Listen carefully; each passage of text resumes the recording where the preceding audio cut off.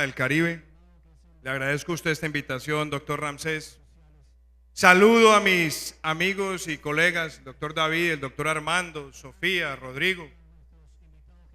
Y debo empezar diciendo que mi mayor orgullo en estar en esta universidad es porque soy un hombre que le ha dedicado gran parte de su vida a la academia.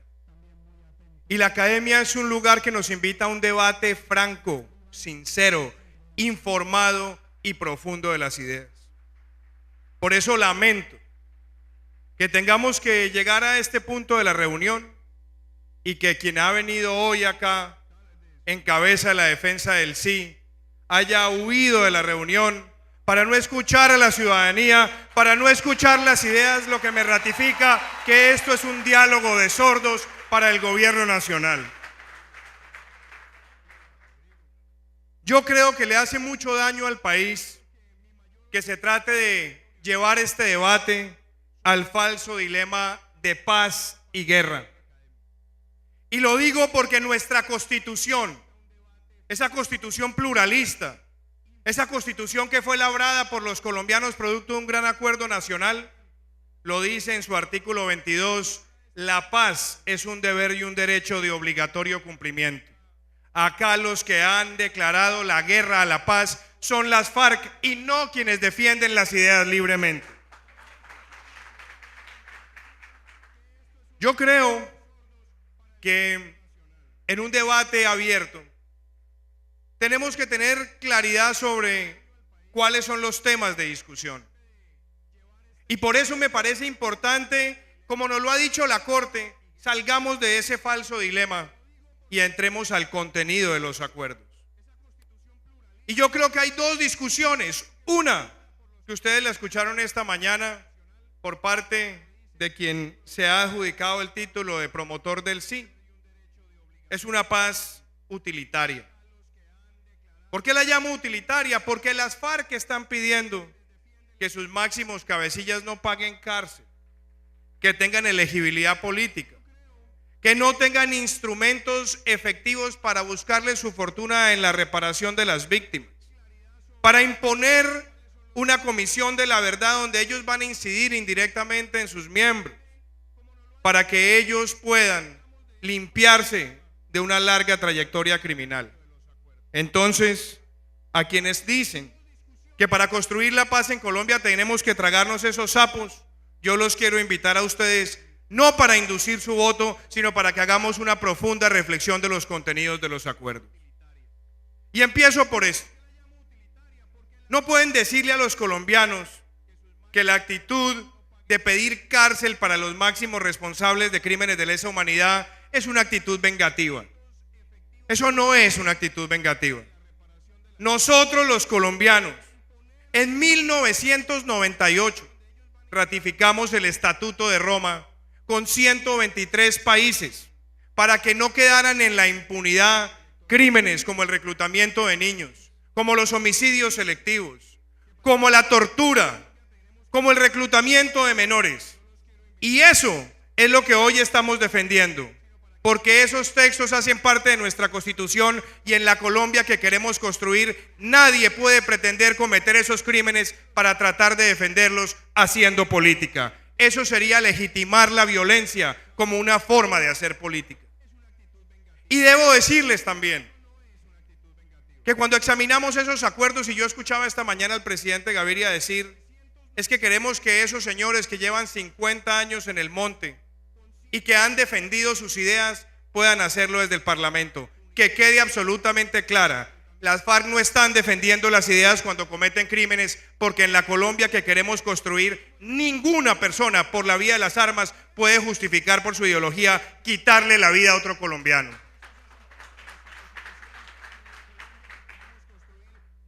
¿Qué hemos pedido nosotros?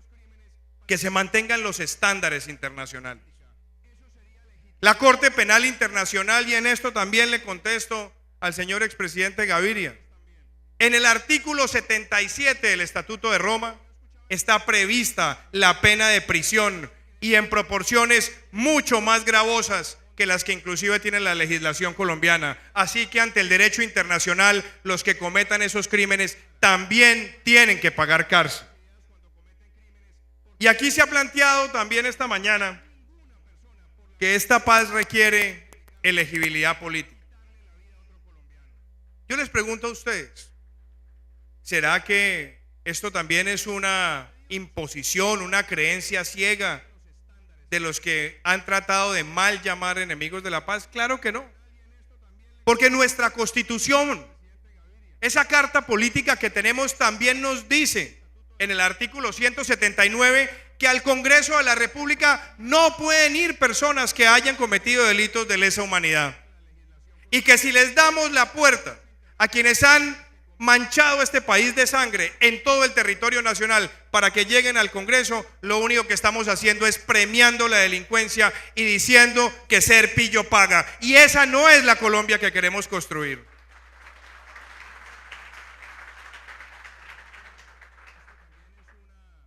A mí me preocupa que en los acuerdos de La Habana, en el artículo 36 del acuerdo de justicia, le estén dando la puerta de la elegibilidad política a quienes han cometido esos delitos. Y yo me pregunto, ¿por qué quien ha venido esta mañana a defender el sí no defiende los textos de los acuerdos? Eso sería lo que quisiéramos escuchar. ¿Cuáles son sus argumentos para decirle a Colombia que un criminal de lesa humanidad merece llegar al Congreso de la República? También creo que hay algo peligroso en el acuerdo de justicia. Y por eso quiero hablarles de los artículos. En el artículo 39 del acuerdo de justicia le están dando conexidad con el delito político al lavado de activos, a la extorsión, al narcotráfico. Y lo hacen para beneficiarse de una amnistía. Yo les pregunto a ustedes con la mano en el corazón, ¿con qué cara este país va a mirar a las viudas, a las madres, a los hijos de todos esos colombianos que han luchado por un país que no tenga esas estructuras criminales, decirle que contra quienes sus hijos, sus padres y sus hermanos lucharon, ellos sí van a tener la elegibilidad política y el perdón de los colombianos? Eso es legitimarles a ellos que las muertes de esos colombianos fueron en vano. Y en la Colombia que queremos construir, eso no lo podemos permitir, no por terquedad, sino por defender una paz que sea el triunfo del Estado de Derecho sobre la criminalidad y no el triunfo de los criminales sobre la nación colombiana. El artículo 38 del acuerdo de justicia es un artículo bastante engañoso y tiene algo muy grave, y es que se considera que el asesinato de soldados es un delito conexo al delito político. Y claro, tratan de ponerlo en un entorno de derecho internacional humanitario. ¿Cuándo las FARC han cumplido el derecho internacional humanitario?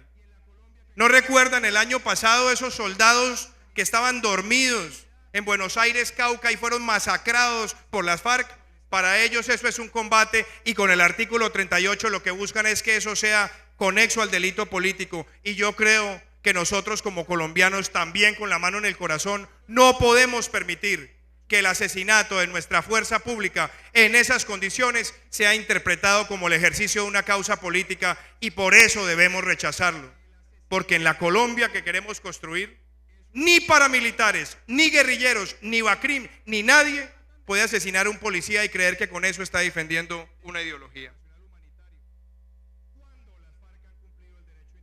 En los acuerdos también se ha tratado de homologar a la fuerza pública con la guerrilla. El expresidente Gaviria decía esta mañana que eso es una mentira, una falacia. No, señor Gaviria, no lo es. Está en los textos del acuerdo de justicia.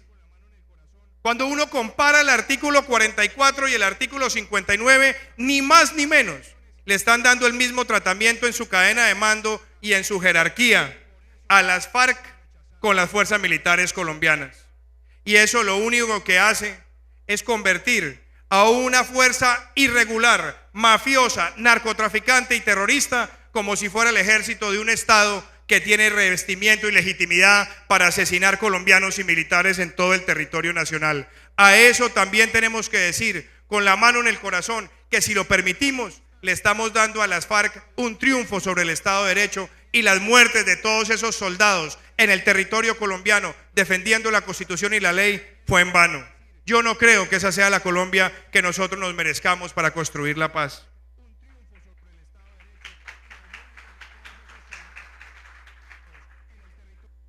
En los acuerdos hay un artículo también muy interesante, en el capítulo de justicia, el artículo 72. Ese artículo lo que busca es la prohibición expresa de la extradición. Una vez más, así como lo hizo Pablo Escobar en su momento cuando incorporó en la Constitución del 91 la no extradición, le estamos dando a la delincuencia prácticamente un pasaporte para que ninguna corte internacional, si el gobierno colombiano no lo hace, lo reclame para que respondan por esos crímenes de lesa humanidad. Y yo creo que la Corte Penal Internacional va a actuar frente a ese artículo, porque Colombia no puede ser un santuario con el reclutamiento de menores, ni contra todos aquellos que han cometido abusos sexuales con niños en todo el territorio nacional. Porque a mí me duele que este país es muy duro para cuestionar al señor Garavito, que merecería muchísimos años de cárcel, y muy laxo con los garavitos de las FARC que han abusado de la niñez en todo el territorio colombiano. Ustedes se preguntarán qué realidad le espera a las víctimas. Y el gobierno nos ha dicho que las víctimas están en el centro del debate. ¿Cómo podemos decir eso? ¿Cómo puede el gobierno salir a decir eso cuando no hay en los textos ni un solo punto donde se diga que las FARC van a destinar su fortuna criminal amasada a lo largo de tantas décadas para reparar a las víctimas? No puede ser que los colombianos que pagamos impuestos terminemos nosotros cubriendo el saldo de sangre de las FARC y que sus máximos cabecillas con fortunas encaletadas pretendan ahora decirle a Colombia que no tienen ni un centavo para responder. Un acuerdo que le dé ese premio a las FARC es nuevamente el triunfo del narcotráfico sobre el pueblo colombiano.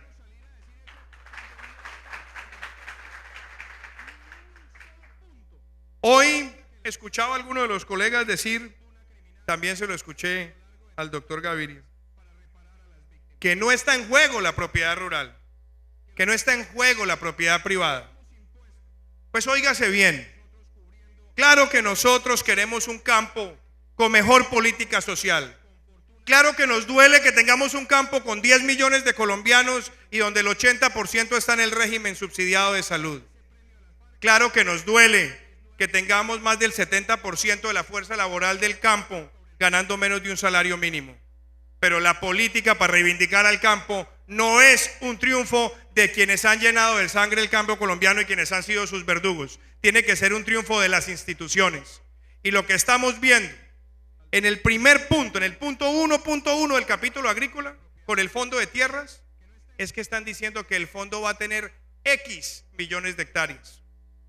Para que ustedes se hagan una realidad, este país tiene 35 millones de hectáreas con vocación agrícola y solamente está utilizando cerca de 5.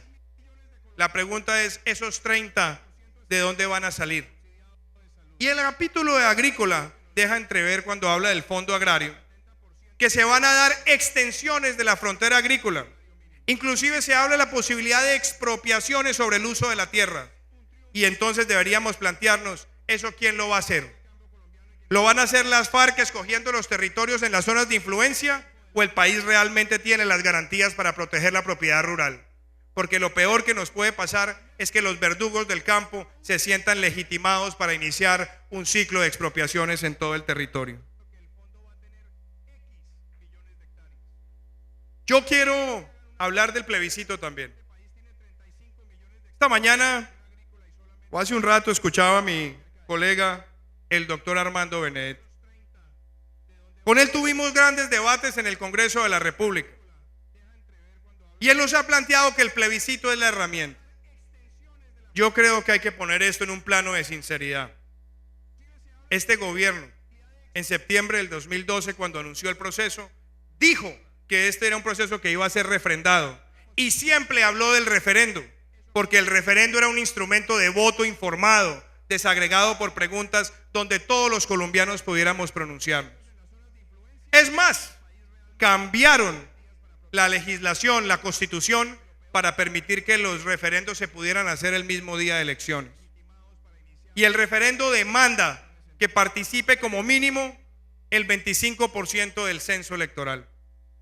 Cuando el gobierno se dio cuenta que eso lo tenía difícil, que su popularidad era irrisoria, entonces surgió la idea del plebiscito.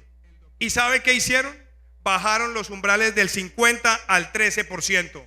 Esa decisión no es una decisión en contra del centro democrático, no es una decisión en contra de los partidos políticos, es una decisión contra los ciudadanos que merecen tener la abstención como un mecanismo legítimo para pronunciarse cuando el gobierno le quiere imponer su realidad. Ese mecanismo fue burlado cuando se tomó esa decisión. También en la discusión, deliberadamente quitaron el voto en blanco. Y eso tampoco es una agresión a un partido, es una agresión a los ciudadanos que quieren ir a las urnas, pero que si no tienen una posición definida, puedan legítimamente marcar el voto en blanco como un mecanismo activo de abstención. Esa fue otra trampa que se incubó en esa reforma. El doctor Armando Benedetti, debo reconocerlo, cuando estaba como ponente en la discusión en el Senado, colaboró con una proposición de mi autoría. Le dije, doctor Armando, hagamos algo para que no vayan a inducirle al pueblo colombiano el voto. Y es que le pongamos límites a la publicidad estatal para que durante la campaña no empiecen a aparecer publicidades adscritas a entidades en favor de una causa que termine tergiversando la opinión de los ciudadanos. El senador Benedetti nos colaboró en esa decisión y salió aprobada en el Senado, y después en la Cámara de Representantes la mano oscura del Ministerio del Interior la tumbó por arte de magia.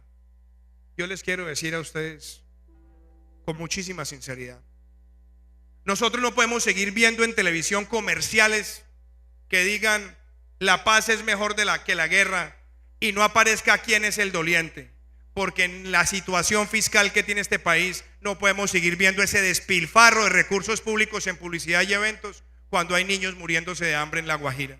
Acá tenemos que ponerle coto a ese gasto en publicidad, y hubiera sido muy oportuno ponerle esa limitante. El financiamiento. ¿Qué pedimos nosotros? Que el financiamiento fuera equiparable para todas las partes que van a tener una defensa legítima de sus argumentos. Nosotros pedimos que los recursos fueran públicos, y debo decir que en el Senado también salió adelante esa proposición y nuevamente fue tumbada en la Cámara de Representantes.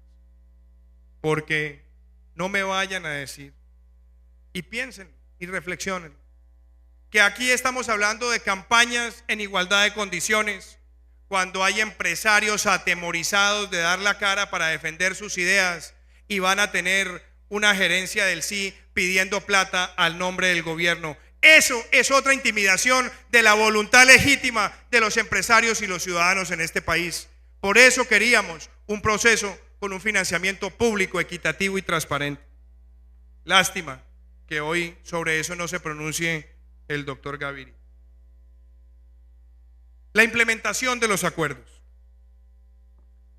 Aquí se ha tratado de decir que el plebiscito es solamente un hecho político, que solamente tiene efectos políticos, cuando se aprobó en el Congreso un acto legislativo que se activa con el triunfo del umbral del 13%.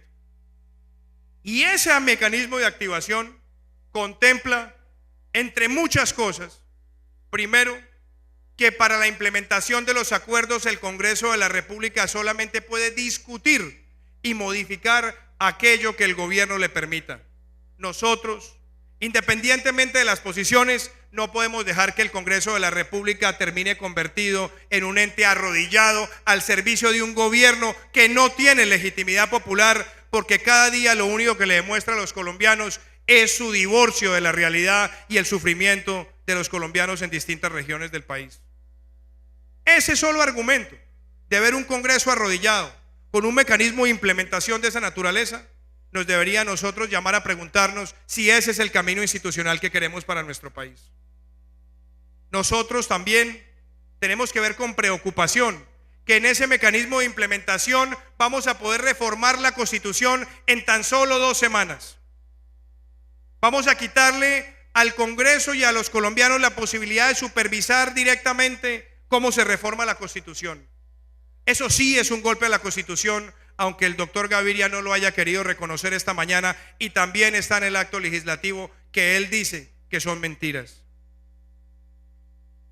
Me preocupa que en ese mecanismo de implementación estén las facultades extraordinarias para el presidente de la República. Le estamos dando al presidente un poder habilitante para dictar leyes y normas sobre distintas materias. Y eso excede lo que nuestra Constitución y la ley le permite hoy al presidente. Yo también les pregunto a ustedes. Una cosa es votar por los contenidos de otros acuerdos y otra cosa darle un cheque en blanco para que el presidente dicte normas sin que nosotros como ciudadanos las podamos escrutar. Eso es un debilitamiento de nuestra Constitución que tampoco debemos permitir, porque en la Colombia que queremos construir, cada uno de nosotros con sus posiciones divergentes debe tener la posibilidad de defenderse, de apreciar, de dar un voto, y no que un presidente con tan poca popularidad quiera imponernos las leyes. ¿Dónde estamos? Y con esto quiero cerrar. Esta no es una discusión entre la paz y la guerra. Esta es una discusión sobre la Colombia que nosotros queremos. Claro que nos tocarán muchos ataques y habrá personas que nos dirán guerreristas, que nos dirán enemigos de la paz. Y yo les debo decir que las respuestas están en los contenidos de estos acuerdos. En cada uno de los artículos que les mencioné. Porque esta discusión no es de gritos, no es de enemigos, no es ni siquiera de contendores.